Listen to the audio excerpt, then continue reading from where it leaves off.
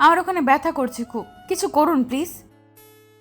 কোথায় ব্যথা করছে আমায় দেখাও, আমি মেডিসিন দিয়ে দিচ্ছি। কি মেডিসিন দিবেন? আমার ভীষণ ব্যথা করছে, সহ্য করতে পারছি না, তাড়াতাড়ি কিছু করুন। কি করব? কোথায় ব্যথা করছে সেটাই তো বলতে পারছো না, আমি চিকিৎসা করব কেমন করে? কি ডক্টর হয়েছেন আপনি? নিজের স্ত্রীর পেইন দেখেও আপনি বুঝতে পারছেন না কিছু? এমন ডক্টর কে হতে বলেছে আপনাকে? হুম, ডক্টর তো মন পড়তে পারে না, তাই না? তুমি তোমার অসুবিধার কথা না বললে ডক্টর মেডিসিন কেমন করে দিবে? সে আমি জানি না, ডক্টর মানে সব কিছুর মেডিসিন তার কাছে থাকবে, বলতে কেন হবে? লাবণীর কথার আগামাথা কিছুই সোহাগ বুঝতে পারল না। সোহাগ পেশায় একজন ডক্টর। আজ সোহাগের অফ ডে। প্রতি সপ্তাহের অফ ডেগুলোকে সোহাগ নিজের স্ত্রীর সাথে আলাদাভাবে সময় কাটায়। নিজের পরিবারকে তো আর সবসময় সে সময় দিতে পারে না, তাই অফ ডেতে একটু সময় দেয়। প্রতি সপ্তাহের মতো এই সপ্তাহেও সোহাগ ভেবে রেখেছে তার স্ত্রী লাবণীর সাথে সে একটু সময় কাটাবে, কিন্তু তার হলো কোথায়? সকালবেলা ঘুম থেকে উঠেই লাবণী চিৎকার করতে থাকলো। সোহাগ বুঝতে পারল না কেন লাবণী এমন করছে। সোহাগ জিজ্ঞাসা করার পরেও লাবণী শুধু ব্যথা ব্যথা করে কোকিয়ে যায়। সোহাগ কিছু বলতেই লাবণী উল্টোপাল্টা কথা বলা শুরু করে। সোহাগ লাবণীর কথা শুনে খানিকটা বিরক্ত হয়ে লাবণীর পাশ থেকে উঠে চলে যেতে নিল। সকাল সকাল এমন অদ্ভুত আচরণ করলে কারোর কি সেটা ভালো লাগে? সোহাগেরও লাগেনি। সোহাগ লাবণীর পাশ থেকে উঠে দাঁড়াতেই লাবণী দুম করে সোহাগের হাত ধরে ফেলল। লাবণী হাত ধরায় সোহাগ ঠায় থমকে দাঁড়ায়। লাবণীর দিকে পেছন ফিরে কৌতূহলী দৃষ্টিতে তাকাতেই লাবণী সোহাগকে উদ্দেশ্য করে বলতে লাগলো। কি হলো? আপনি কি আমার উপর রেগে গিয়েছেন? রাগ করার কি আছে? তুমি তো ব্যথায় কষ্ট পাচ্ছ। এখন কোথায় ব্যথা করছে সেটা না বললে আমি বুঝবো কেমন করে? বুঝতে পারলে না তুমি? তোমার নামটা শুধু শুধু সোহাগ রাখা হয়েছে, বুঝলে? মনের ভেতর তোমার একটুও সোহাগের ছাপ নেই।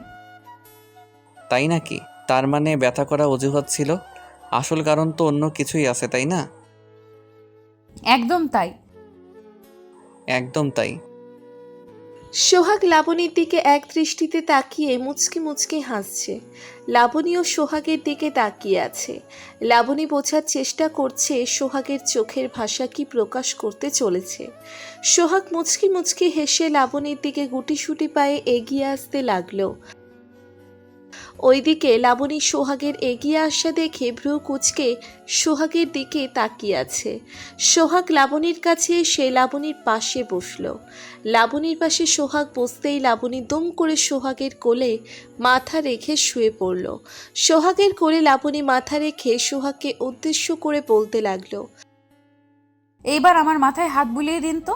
আপনি এখন আমায় আগের মতো ভালোবাসেন না, আমি দেখেছি, আপনি অনেকটা বদলে গেছেন। আমি তো আগের মতোই আছি প্রিয়, শুধুমাত্র তোমার দুষ্টুমিটা একটু বেড়েছে। বেড়েছে তো কি করা যায়? আমার দুষ্টুমি কি তোমার ভালো লাগে না? ভীষণ ভালো লাগে। এখন বলো কোথায় ব্যথা করছিল? কোথায় আবার? এই বুকে ব্যথা করছিল। বুকে ব্যথা করেছে? এখনো করছে নাকি? মেডিসিন কিছু কি দিব? হুম, ওই হাতের পরশ দাও, আদর করে দাও একটু, সব ব্যথা সেরে যাবে আমার। লাবণীর কথাটা শুনে সোহাগ দুষ্টু হাসি দিল। এমন একটা ফাজিল মেয়েকে নিজের লাইফে পেয়ে নিজেই অনেক লাকি মনে করে সোহাগ। লাবণী সোহাগকে পাগলের মতো ভালোবাসে। এতটাই ভালোবাসে যে লাবণীকে ছাড়া যেন সোহাগের একটা দিন এক যুগের মতো কাটে। সোহাগ লাবণীর মাথায় হাত বুলিয়ে দিতে লাগলো। লাবণী সোহাগের হাতের স্পর্শে নিশ্চুপ হয়ে চোখ বন্ধ করে অনুভব করতে লাগলো। সোহাগ লাবণীর কপালে হাত বুলিয়ে দিয়ে ধীরে ধীরে নিচের হাত লাবণীর ঘাড়ে গলায় স্পর্শ করে দিল। সোহাগের হাতের স্পর্শ পেতেই লাবণীর সারা শরীর মৃদু কেঁপে উঠল। লাবণীর এমন কেঁপে ওঠাতে সোহাগ ভীষণ শান্তি অনুভব করে। সোহাগের মনের মধ্যে এক অদ্ভুত ভালো লাগা কাজ করে। সোহাগ লাবণীর বুকের উপর হাত রাখতেই লাবণী ভীষণ রকম ভাবে কেঁপে উঠল। খানিকটা হকচকিয়ে গিয়ে লাবণী সোহাগকে উদ্দেশ্য করে বলল। এই কি করছো কি? সকাল সকাল রোম্যান্স করবে নাকি? কি আর করব বলুন জনাবা, আপনি তো আমায় ফোর্স করছেন, আমার আর কি করার আছে? ওরে, তাই নাকি? আমি তোমায় কখন ফোর্স করলাম? তুমি নিজেই তো এসে দুষ্টুমি করতে শুরু করে দিয়েছো। তাই নাকি? আর আমায় উস্কে কে দিয়েছে সেটাও একটু বলুন জনাবা। আমি কাউকে উস্কে দিইনি। আমি তো দেখছিলাম আপনার মনের মধ্যে কি কি চলছে। এখন দেখা হয়ে গিয়েছে, আপনি ডক্টর এমনি এমনি হননি। ডক্টরের কাজ তো চিকিৎসা করা। আমিও একটু চিকিৎসা করতে চাই আপনার। দেখি আর কোথায় কি কি করছে। যাও ফাজিল। লাবণী বুঝতে পারল তার আদরের স্বামীর মনের মধ্যে এখন দুষ্টুমি ভর করেছে, তাই তো সে উল্টোপাল্টা কাজ করতে চাইছে। এখন সকাল সকাল এসব লাবণী চায় না, অনেক কাজ পড়ে আছে তার। লাবণী লাফ দিয়ে বিছানা থেকে উঠে পড়ল। সোহাগ লাবণীর দিকে তাকিয়ে আছে। এই পাগড়ি কখন কি করে করবে সেটা হয়তো সে নিজেও জানে না। লাবণী বিছানা থেকে নেমে পড়ে সোহাগকে উদ্দেশ্য করে বলতে লাগলো, আমি এখন কাজে যাচ্ছি, তুমি চট করে ফ্রেশ হয়ে নাও, নাস্তা খেয়ে রেস্ট করো, বিকালে আমরা ঘুরতে যাব। এটা কি হলো? তুমি ডক্টরকে রেডি করে দিয়ে এখন নিজেই গা ঢাকা দিয়ে পালিয়ে যাচ্ছ। এটা তো একদম উচিত কাজ নয় লাবণী। আপনার রোগীর শরীর এখন ঠিক হয়ে গেছে, তাই আর কোনো ধরনের চিকিৎসার প্রয়োজন নেই। আপনি আপনার জিনিসপত্র গুছিয়ে নিয়ে কেটে পড়েন। এটা কোনো কথা? আমি তো দেখছি তুমি এখনো অসুস্থ হয়ে আছো, তোমার চিকিৎসার প্রয়োজন। আপনি চিকিৎসা করলে আমি আরো বেশি অসুস্থ হয়ে যাব। এখন কথা না বাড়িয়ে যাও তো, ফ্রেশ হয়ে নাও। লাবণীর কথাটা শেষ হবার সাথে সাথে রাজ নিজের জায়গা থেকে উঠে পড়ল। লাবণীর দিকে আর দৃষ্টিতে তাকিয়েছিল এতক্ষণ সে। লাবণী যা যা করেছে এতক্ষণ ধরে, তারপর লাবণীকে কি এত সহজে ছেড়ে দেওয়া যায় নাকি? সোহাগের ভীষণ ইচ্ছে করছে লাবণীর ঠোঁটের পরশ পেতে। ওই মিষ্টি মধুর ঠোঁটের স্বাদ গ্রহণ করতে না পারলে সোহাগের জীবন যেন বৃথা হয়ে যায়। সোহাগ লাবণীর দিকে তাকায়। সোহাগ লাবণীকে উদ্দেশ্য করে একটা দুষ্টু হাসি দিয়ে দুম করে লাবণীর কোমর জড়িয়ে ধরে নিজের সাথে লাবণীকে একদম লেপ্টে ধরে। লাবণী সোহাগের দুষ্টু হাসি দেখে ঠিক বুঝতে পারল যে সোহাগের মাথায় নিশ্চয়ই কোনো দুষ্টু বুদ্ধির উদয় হয়েছে। সোহাগ আলতো করে লাবণীর কোমর ধরে লাবণীকে নিজের সামনে টেনে নিল। লাবণী সোহাগের শার্টের উপর দিয়ে সোহাগের বুকের উপর হাত রেখে সোহাগকে উদ্দেশ্য করে বলল, এসব করিও না সোনা, তুমি না ভালো ডক্টর। ভালো ডক্টররা কি এমন করে বলো? কে বললো আমি ভালো ডক্টর? আমি তো মানি না যে আমি ভালো ডক্টর। তুমি না মানলে নাই, আমি তো মানি। সোনা, ডক্টর আমার কোনো দুষ্টুমি করে না, প্লিজ। আমি আমার কাজ করছি, সো তোমার কথা আমি শুনতে পারবো না মানে পারবো না। কথাটা ক্লিয়ার নাকি কোনো ভেজাল আছে? এমন করলে কিন্তু আমি কান্না করব। আমার ভয় করছে তোমায় দেখে। বাঁচাও কেউ আমায়, হেল্প মি। সঠিক সময় চিকিৎসা করা উচিত, না হলে বড় রোগ হবে। তাই তোমার কোনো কথা আমি শুনতে পারলাম না সোনা। আমি আমার কাজটা আগে করব। না না, আমি কিন্তু কামড়। লাবণীর কথা সম্পূর্ণ হবার আগেই সোহাগের পিঙ্ক কালারের ঠোঁটজোড়া লাবণীর মিষ্টি ঠোঁটজোড়াকে স্পর্শ করে ফেলল। লাবণী এতবার বারণ করলো, তবুও কিছু হলো না। সোহাগ খানিকটা লাবণীর উপর জোর খাটিয়ে লাবণীর ঠোঁটজোড়া নিজের দখলে নিয়ে নিল। লাবণী সবসময় এটাই চায় যে সোহাগ তাকে জোর করুক, জোর করে সোহাগ লাবণীকে নিজের ভালোবাসার পরশে নিজের করে নিক। তাই তো লাবণী সবসময় মেকি বাদ দিয়ে থাকে সোহাগকে। তবে সোহাগ একটু জোর করে লাবণীকে নিজের ভালোবাসার আদর দিতেই লাবণী উন্মাদের মতো সোহাগের সাথে সমান তালে রেসপন্স করতে থাকে, যেমনটা এখন করছে। সোহাগ নিজের ঠোঁট দিয়ে লাবণীর ঠোঁট চেপে ধরতেই লাবণী প্রবলভাবে কেঁপে ওঠে। উন্মাদের মতো সোহাগের ঠোঁটের উপর ভালোবাসার আদর এঁকে দিতে লাগলো। সোহাগও আদর দিচ্ছে, তবে লাবণীরটাই বেশি। কিছু সময় সে সোহাগ লাবণীর ঠোঁটের ফাঁকে নিজের ঠোঁটজোড়া ডুবিয়ে রাখতেই আচমকা সোহাগ হকচকিয়ে গিয়ে লাবণীর ঠোঁটের বন্ধন থেকে নিজের ঠোঁট ছাড়িয়ে নিয়ে মুখের উপর হাত রেখে লাবণীকে উদ্দেশ্য করে বলে উঠল, এটা কি হলো? তুমি এটা কি করলে? কি করলাম মানে? আমি আবার কি করলাম? দুষ্টুমি তো তুমি করছো, আমি তো শান্ত হয়ে দাঁড়িয়ে দেখছি। তাই না? তুমি শান্ত হয়ে থাকলে এটা কি হয়েছে? কোনটা গো? আমি তো দেখছি সব ঠিক আছে। আমি আবার তোমার কোনটায় কি করে ফেললাম? দাঁড়াও দেখি কি করেছি। লাবণীর কথার বিপরীতে সোহাগ নিজের হাত মুখের উপর থেকে সরিয়ে নিল। লাবণী সোহাগের ঠোঁটের উপর আদর দিতে দিতে আচমকাই সোহাগের ঠোঁটের উপর কামড় বসিয়ে দিয়েছে। আর কামড়টা এতটাই জোরে ছিল যে সোহাগের ঠোঁট থেকে খানিকটা রক্ত বেরিয়ে গিয়েছে। ঠোঁটের কিছু অংশ কেটে গেছে প্রায়। সোহাগের ঠোঁট থেকে রক্ত পড়তে দেখতেই লাবণী একটু ভয় পেয়ে গেল। কৌতূহলী কণ্ঠে সোহাগের কাছে এসে সোহাগের ঠোঁট ধরে বলল, ও মা, এ কি সর্বনাশ হলো! কি গো, তোমার ঠোঁটের ওপর এত বড় কামড় কে দিয়েছে? কি অবস্থা করে ফেলেছে! হায় আল্লাহ, এখন কি করব আমি? কি করবে মানে? তুমি নিজে তো ইচ্ছে করে এমন করেছো, এখন বলছো কে করেছে? আমি করেছি? তুমি এই ছোট্ট নিষ্পাপ বাচ্চার উপর দোষ দিতে পারলে? একটুও বাদলো না তোমার? বাচ্চা? কে বাচ্চা? এখানে আশেপাশে তো আমি কোথাও বাচ্চা দেখতে পাচ্ছি না। দেখবে কি করে? তোমার চোখ আছে নাকি যে দেখবে? এই তো আমি বাচ্চা, এই যে তোমার সামনে দাঁড়িয়ে আছি। কেউ বিশ্বাস করবে এই ছোট বাচ্চার কামড়ে এমন হয়েছে? তুমি বাচ্চা? দুদিন পরে কোলে 4টা বাচ্চা নিয়ে ঘুরবে, আর এখনও নিজেকে বাচ্চা দাবি করো? বাজে কথা বলো না। আমি একদম বাজে কথা শুনতে পারি না। আমার গা শিউরে ওঠে। আমি আসছি এখন, অনেক কাজ পড়ে আছে, সাবধানে থেকো কেমন? আর দেখো কেউ যেন আবার কামড়ে না খেয়ে নেয়।